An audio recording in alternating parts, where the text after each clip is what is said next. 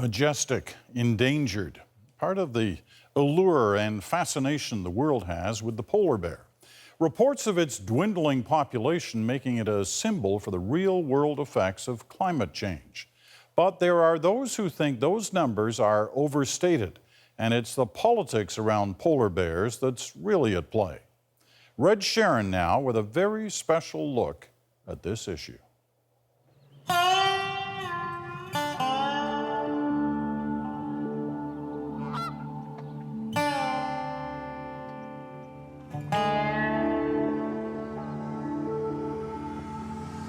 Early summer in Hudson Bay, and still ice as far as the eye can see.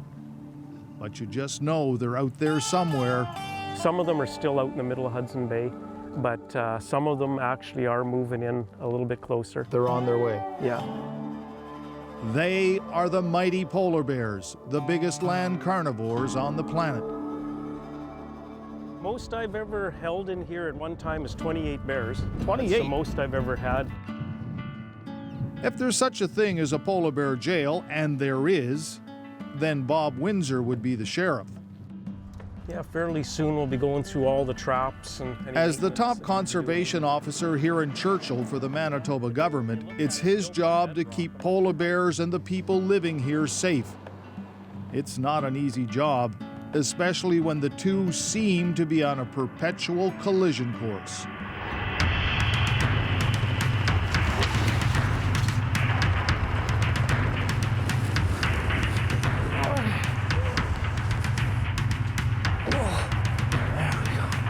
Late October is prime time for bears. A bear did this?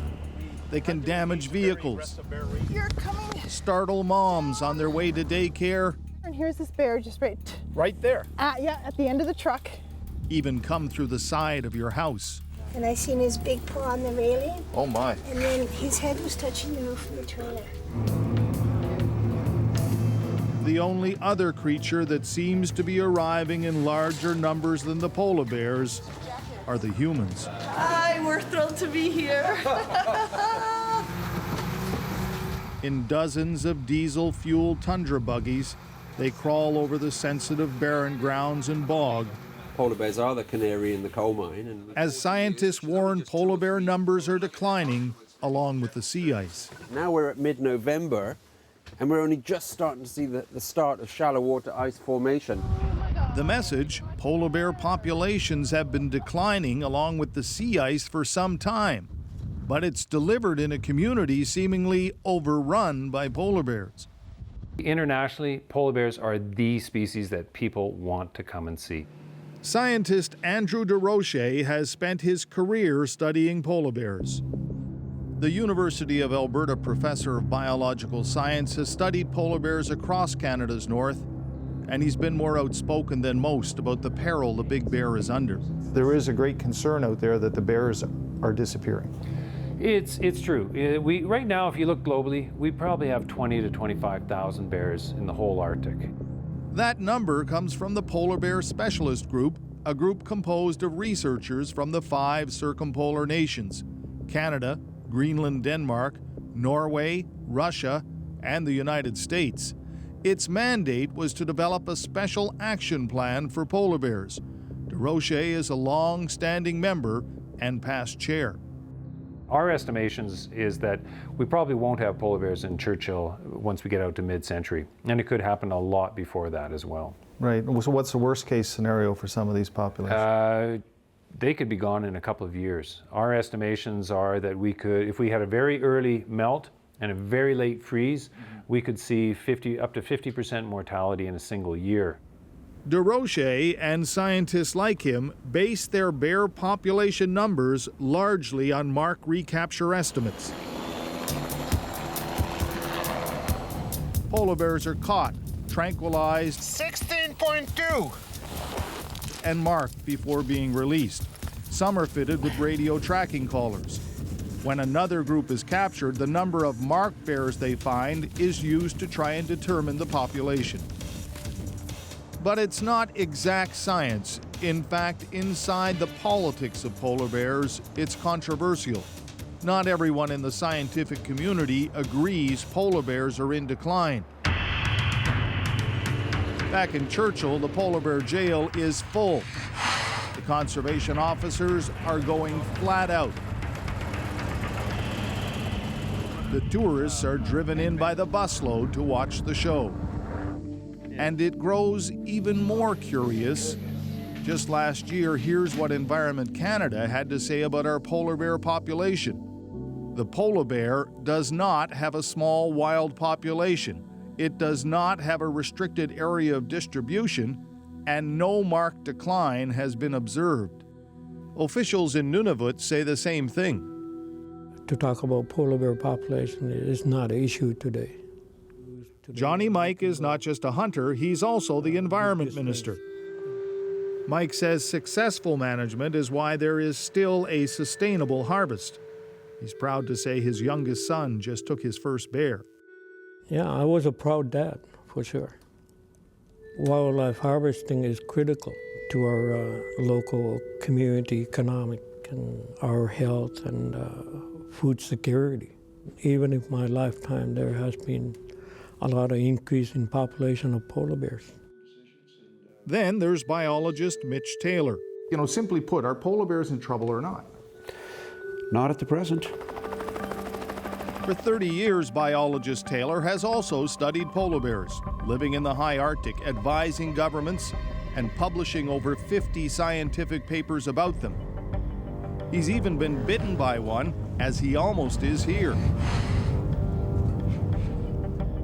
Taylor also sat on international organizations like the Polar Bear Specialist Group, but when he started to question whether there was enough solid scientific evidence to suggest climate change was endangering polar bears, he says he was kicked out. I was excluded from the 2009 Polar Bear Specialist Group by the chairman of that group, Andy DeRoche. There was a decision that only right-thinking people would be included. Taylor says for years, ensuring the hunt was sustainable was the primary focus of scientists. Then a few decades ago, the notion that climate change could endanger polar bears started. And that new idea, says Taylor, got a lot of traction for one simple reason.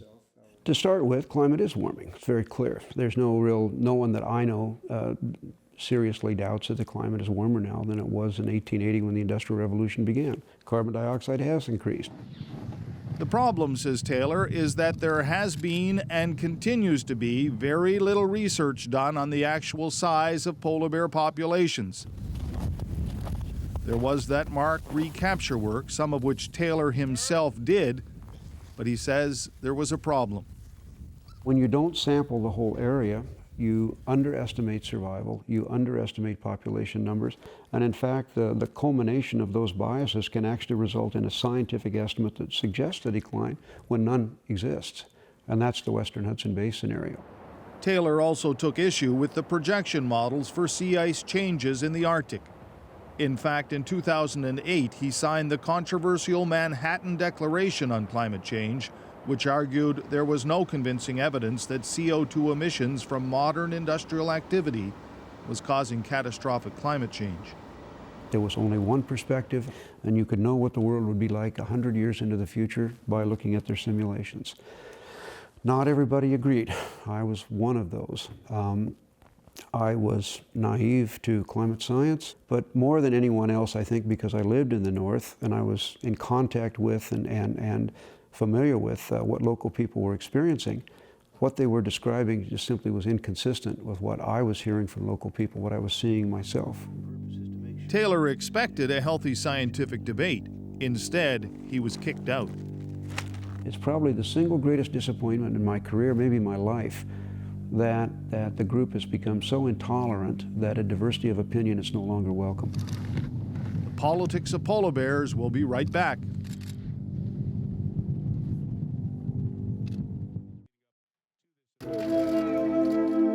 Arctic warming.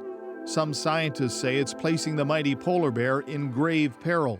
International organizations like the Polar Bear Specialist Group has at least 4 Canadian subpopulations, including Western Hudson Bay, in decline. The main reason many polar bears are around Churchill, says biologist Andrew DeRoche, is because they are starving. The big problem is hungry bears are much more dangerous, and that's one of the real problems going forward. Dave Daly knows all about polar bears. He spent his entire life in Churchill, been running dog teams just outside of town. He's aware some scientists think the bears are starving. He has his own opinion on that. So do you think the bears are in trouble? Not as of yet. I mean, we have really healthy bears, really healthy Churchill population. But Dave Daly has hardly been catching and weighing bears. On the other hand, Conservation Officer Bob Windsor has. He's captured dozens and dozens of polar bears, all from the western Hudson population. When we do take a bear into the holding facility, they're weighed going in, so we know what the weight is. Right at that time, we would measure the length, the girth, the weight again. And what generally is their health? They've been looking pretty good. The last couple years, they've been really good. Then there's that number, 20 to 25,000 bears. It may surprise you that it is actually the highest estimate of polar bear populations since scientists have been trying to count them. There was an estimate in the 60s that bear populations were actually much lower than they are today. Yeah, and that's true. DeRoche admits population numbers have rebounded. We've certainly recovered a lot, and a lot of the populations have responded very well to the modern management techniques. So when I read that, I went, well, okay, Pete, there seems to be a general agreement that bear populations are at the highest point they've been certainly in 30 years. But we're hearing that they're about to disappear. Yeah, this is the difference between looking backwards and looking forwards. Now, DeRoche says it's all about the loss of sea ice. The rest, he says, is just a numbers game. The Polar Bear Specialist Group is certainly aware of the numbers game. It first came up with the estimate of 25,000 polar bears. Now, it appears to be backing away from that number. This email arrived from Norwegian biologist Dag von Graven, the group's chair. It is important to realize, it reads, that this range has never been an estimate of total abundance in a scientific sense, but simply a qualified guess given to satisfy public demand. Would you say it's fair to say that there is still somewhat of a debate about just exactly how healthy polar bear populations are? No, there's no debate. Scientifically, there's no debate. We know that there are really high densities of bears there during the ice-free season. Seth Stapleton believes in numbers. A biologist at the University of Minnesota, he's a new voice in polar bear research. He's been experimenting with using satellite technology to count bears. Churchill's going to be right up here. And in 2011, he conducted the largest aerial survey ever attempted to count polar bears across the entire western Hudson Bay region. And what you actually found was a lot of bears. Yeah, there were quite a few bears. His findings were consistent with previous estimates, almost a decade old, meaning really no decline at all. Findings he realizes are extremely politically sensitive. There's a lot of uncertainties out there as well. Is this where you turn into the politician?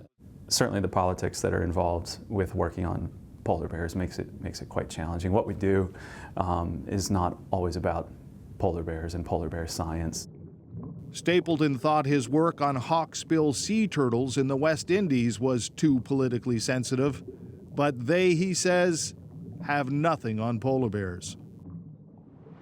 Recently, there was a push to have polar bears declared an endangered species, a push that was rejected at last year's Convention for International Trade. A push Mitch Taylor says is actually driving up the price on their heads. You would have paid $1,000 for this hide when it was purchased. Now you're going to be paying $15,000, maybe $20,000 for a hide like this. Not that there's any shortage in polar bears, but the market has been driven sky high because people are afraid you won't be allowed to hunt them anymore. Well, it doesn't look too big. Graduate student Jordan York has spent the past 2 years studying polar bear populations.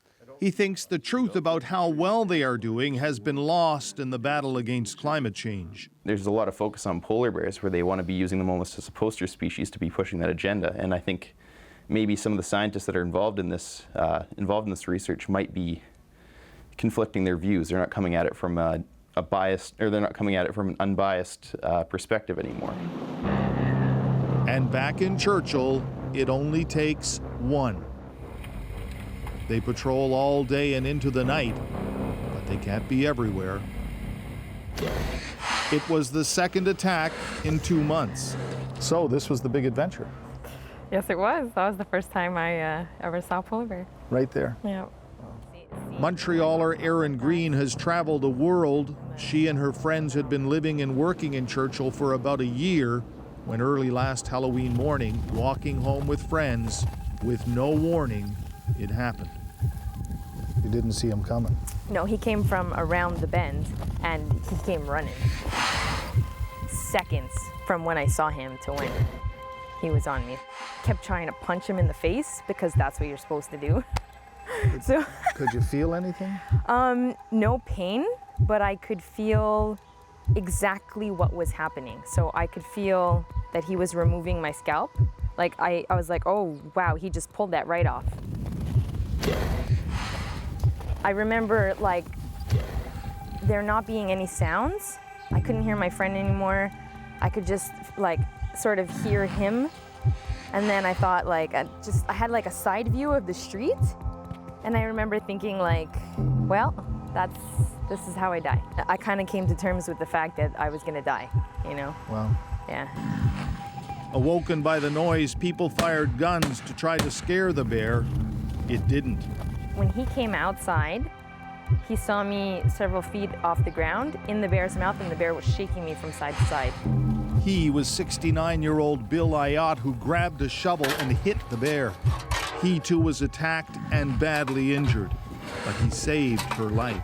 He ripped off a fair bit of my scalp, and I think they had 32 staples and stitches going on. He tore a bit of my ear off, so that was bleeding, and still like they fixed it up really nice. And then he tore open my knee, and I had like lacerations on my back, bruising everywhere, just like heavy bruising, black eye, and my spine just like, that's sort of an ongoing issue now.